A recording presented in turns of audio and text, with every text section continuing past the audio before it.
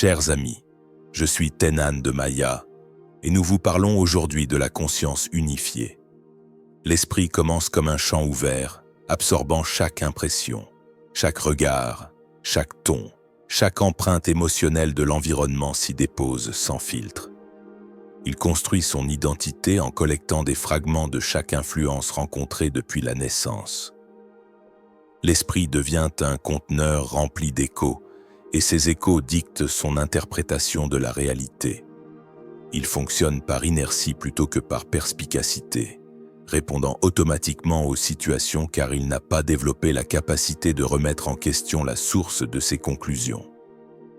Ces structures sont souvent héritées, transmises de génération en génération par des canaux tacites, façonnant la perception bien avant que la conscience ne commence son interprétation. Cette accumulation d'impressions crée une atmosphère dense autour de l'esprit. Chaque réaction est filtrée à travers cette atmosphère, et la peur en devient un résultat fréquent, car elle est ancrée dans ce champ depuis des siècles. La mémoire prime sur la présence. Les impulsions spirituelles ne peuvent être reçues dans cet état, car l'esprit est occupé par le bruit de son propre conditionnement. Il n'y a pas de place pour la subtilité. L'esprit croit percevoir clairement, mais sa clarté est construite sur des signaux répétitifs qui imitent le mouvement et donnent l'impression d'une perspicacité, alors qu'ils ne sont que l'expression d'une habitude. Ce fonctionnement basé sur des schémas hérités crée un drainage constant. L'esprit réagit perpétuellement à ses propres projections, intensifiant son identification avec elles. Il construit sa vision du monde sur des fondations instables. Les relations, les décisions et les objectifs sont tous viciés par cette atmosphère dense. L'énergie est gaspillée à maintenir des narratifs qui n'ont jamais été examinés, empêchant l'accès aux canaux délicats de la guidance intérieure. La boucle de renforcement s'intensifie, et l'esprit ne peut distinguer la réaction de la reconnaissance, acceptant chaque mouvement comme authentique. Le conditionnement, par nature, est un système de défense. Il ne cherche pas la vérité, il cherche la survie de sa propre construction. Il crée des limites auto-imposées, des plafonds de verre au-dessus de l'expérience, empêchant la perception de tout ce qui pourrait invalider son histoire. Cette auto-limitation est la plus grande illusion. Elle est maintenue non par une force extérieure, mais par la loyauté de l'esprit envers son propre passé, créant une résistance subtile à toute forme de nouvelle lumière.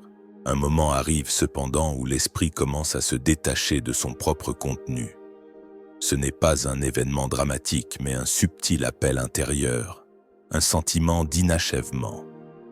Les pensées familières perdent une partie de leur autorité, et les vieilles significations semblent moins solides. Les situations qui provoquaient des réactions automatiques génèrent maintenant une légère pause. Cette pause est le premier signe qu'un autre niveau de conscience approche. Cette reconnaissance ne crée pas de conflit, elle crée de l'espace. L'atmosphère intérieure devient plus spacieuse, permettant à de nouvelles impressions d'entrer. Le système intérieur a changé d'orientation. L'esprit commence à s'éloigner des boucles de renforcement automatique. Il se repose plus facilement, interroge sans agressivité et écoute sans tension. La recherche s'approfondit non pas par l'effort, mais par la résonance, préparant le système à un contact avec la vérité en desserrant l'emprise des schémas hérités.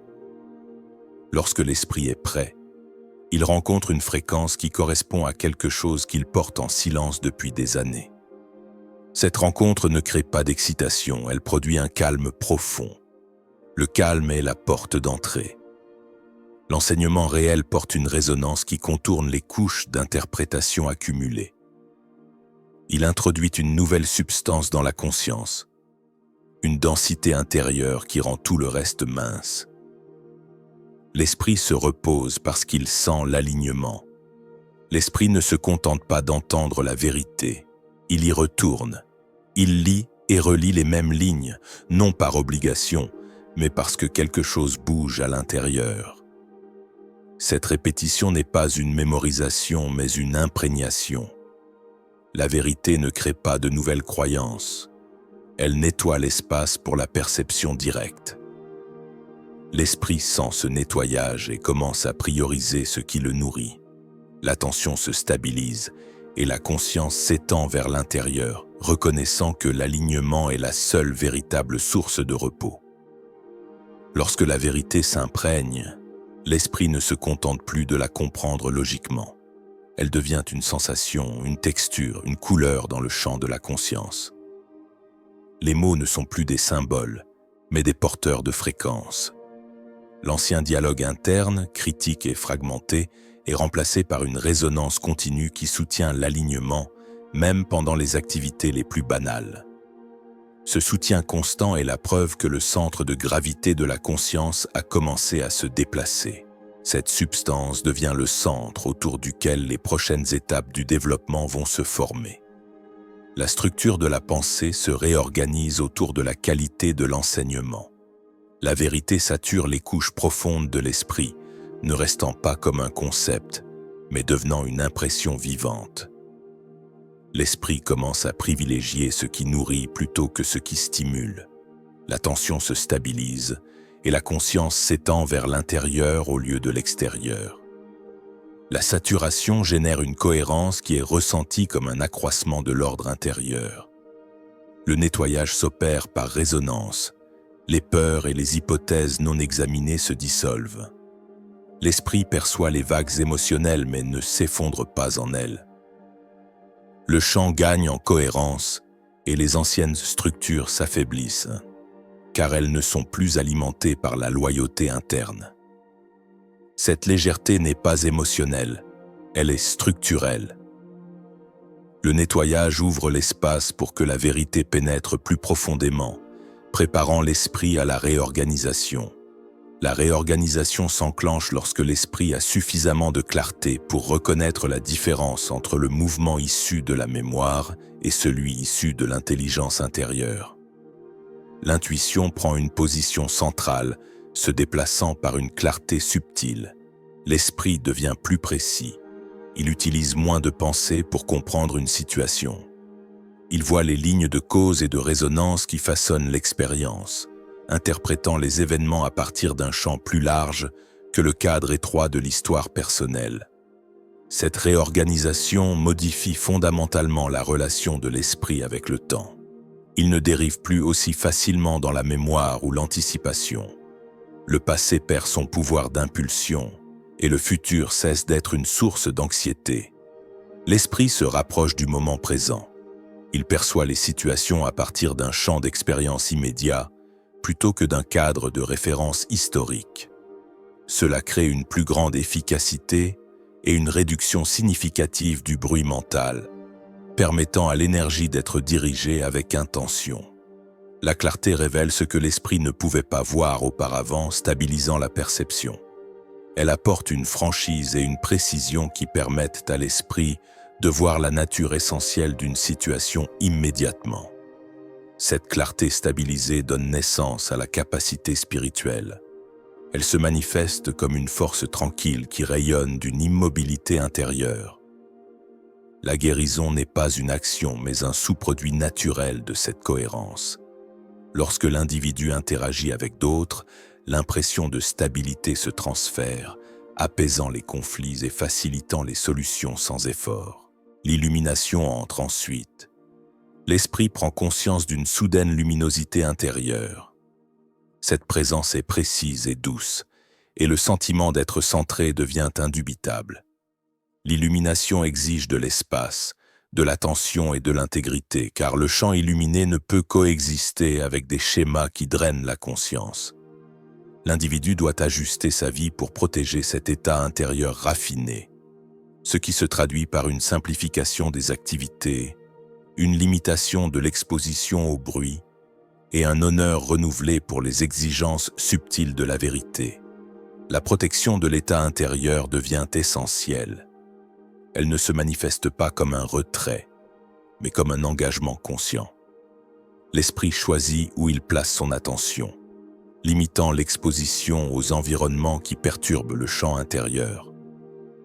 L'état intérieur devient le point de référence pour toutes les décisions. Ces frontières ne sont pas rigides, elles sont réactives. L'individu apprend à maintenir son centre même lorsque les circonstances extérieures changent, permettant à l'état illuminé de devenir plus intégré et au système de gagner en résilience. La stabilisation commence lorsque l'état illuminé devient une présence continue sous la pensée. L'esprit s'ancre. Les fluctuations internes s'apaisent rapidement. L'esprit commence à fonctionner comme un instrument plutôt que comme une source de direction. Il reçoit l'intelligence plutôt que de la créer. Il devient un canal par lequel la perception plus profonde peut circuler. Le silence devient un espace fertile plutôt qu'une absence. Les actions qui découlent de cet état portent une précision qui crée un minimum de perturbation dans le champ. En tant qu'instrument, l'esprit gagne en précision. Il ne gaspille plus d'énergie dans la délibération ou l'analyse excessive. Les décisions émergent par résonance plutôt que par une lutte intellectuelle.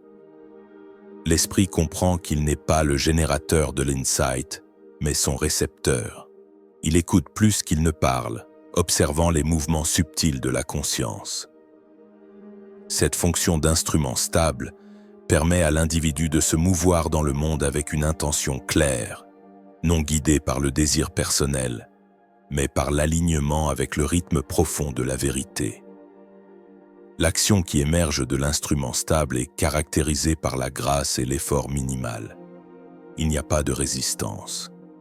Les événements extérieurs ne sont plus perçus comme des obstacles, mais comme des invitations à l'expression de la clarté.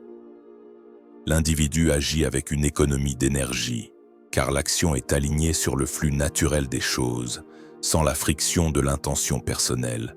Cette fluidité est la marque de l'esprit ininterrompu au travail dans le plan physique.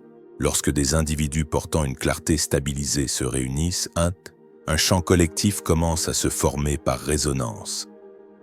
Chaque personne contribue à un ton spécifique de cohérence, et ces tons fusionnent en une atmosphère unifiée qui amplifie l'état illuminé.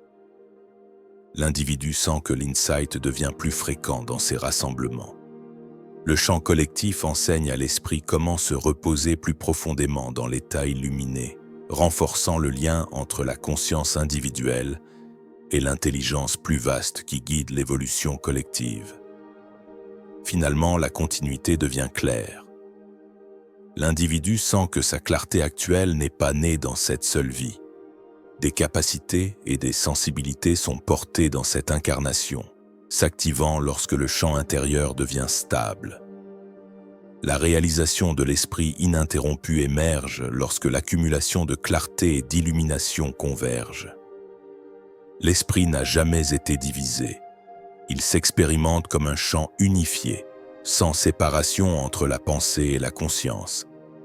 Cette réalisation apporte un sens profond de cohérence. L'esprit devient conscient de sa nature originelle, une présence continue qui est restée intacte malgré les fluctuations de l'émotion ou de la pensée. L'esprit ininterrompu devient le sol stable à partir duquel toute action est générée. Il façonne la parole, les décisions et la manière dont l'individu interprète le monde. Cet état marque l'achèvement de cette phase de développement, ouvrant la porte au prochain royaume de l'évolution intérieure. L'esprit ininterrompu n'est pas une fin en soi, mais le point de départ d'une nouvelle forme de service. Il devient le canal pur à travers lequel l'intelligence supérieure peut interagir avec le monde. La stabilité qu'il a acquise est maintenant offerte au champ collectif. C'est la transition de la maturation personnelle à l'expression spirituelle active, où l'individu n'est plus seulement un récepteur de la vérité, mais son émetteur. La stabilité qu'apporte l'esprit ininterrompu permet une perception sans distorsion. Le monde extérieur n'est plus une source de réaction, mais un miroir de l'ordre sous-jacent. Les situations complexes révèlent leur schéma essentiel et les solutions émergent avec une facilité déconcertante. L'individu ne cherche plus la certitude à l'extérieur. Il se fie à la précision tranquille de sa perception intérieure, qui fonctionne désormais comme un système de navigation infaillible. Ce niveau de clarté et de fonctionnement instrumental est soutenu par une discipline contemplative qui est devenue une seconde nature. La vie quotidienne est structurée autour de moments de silence et de recueillement, non par obligation ascétique, mais par un besoin naturel de préserver l'alignement. L'individu porte l'état contemplatif dans ses interactions, parlant plus lentement, écoutant avec une attention totale et choisissant des environnements qui renforcent la cohérence intérieure. Le silence est devenu la nourriture principale de l'esprit.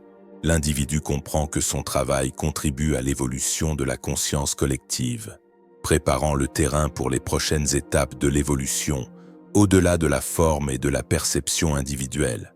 Chaque moment de clarté gagné maintenant devient une fondation pour la croissance future, non seulement pour soi mais pour le champ plus large. L'esprit ininterrompu est l'encre qui permet à l'âme de poursuivre son développement au-delà de l'existence physique, portant la lumière dans les expressions futures. Cette plénitude n'est pas un repos final, mais une préparation. La réalisation de l'esprit ininterrompu ouvre la porte à des formes d'expression spirituelle plus profondes, qui exigent une intégration totale et une humilité constante. L'esprit est prêt à recevoir la guidance pour le prochain royaume, où la conscience individuelle se fond dans la conscience unifiée, complétant le cycle de la séparation et du retour. C'est la promesse de la continuité et de l'évolution sans fin. Dans l'esprit ininterrompu, la structure de l'ego telle qu'elle était connue se dissout. Elle ne disparaît pas dans le néant, mais elle se transforme en une fonction pure, dénuée d'attachement. L'identité personnelle persiste comme une perspective unique, mais elle est totalement subordonnée à la conscience unifiée. C'est la fin du moi en tant que centre de l'univers et le début du soi en tant que conscience omniprésente. L'individu sait qu'il est à la fois tout et une partie spécifique du tout. La réalisation de l'esprit ininterrompu est un événement cosmique. Elle n'est pas seulement un accomplissement personnel, mais une contribution à l'éveil du système solaire lui-même. Chaque esprit qui atteint cette cohérence ajoute une fréquence stabilisatrice au champ planétaire, facilitant l'évolution de tous. C'est la raison d'être ultime de ce voyage, devenir un point de lumière stable dans la vaste toile de l'existence, un phare pour ceux qui cherchent encore le chemin. L'humilité qui accompagne cette réalisation est absolue. L'individu comprend que tout ce qui a été réalisé n'est pas le fruit d'un effort personnel, mais le déroulement d'un plan divin auquel il a finalement cessé de résister. Cette humilité n'est pas une faiblesse, c'est la reconnaissance de la source réelle de la puissance. Elle permet à la force de circuler sans entrave, car il n'y a plus de revendication personnelle sur le résultat ou le processus. Le service qui émane de cet état est silencieux et puissant. Il ne cherche pas la reconnaissance. Il est l'expression naturelle de l'être. La simple présence de l'esprit ininterrompu dans un environnement modifie la résonance de cet environnement. Il agit comme un catalyseur pour la clarté chez les autres. C'est le service le plus pur, celui qui s'accomplit par l'état d'être plutôt que par l'action visible. C'est dans cette fusion que l'esprit découvre sa véritable nature. Il est la conscience elle-même, utilisant la forme pour expérimenter la continuité. Le chemin vers l'esprit ininterrompu est le chemin vers la maison, où la séparation n'est plus qu'un souvenir lointain. C'est le début de l'immortalité consciente, où l'évolution se poursuit sur des plans que l'esprit conditionné ne peut qu'imaginer. Nous vous envoyons notre amour le plus profond. Je suis Tenan de Maya.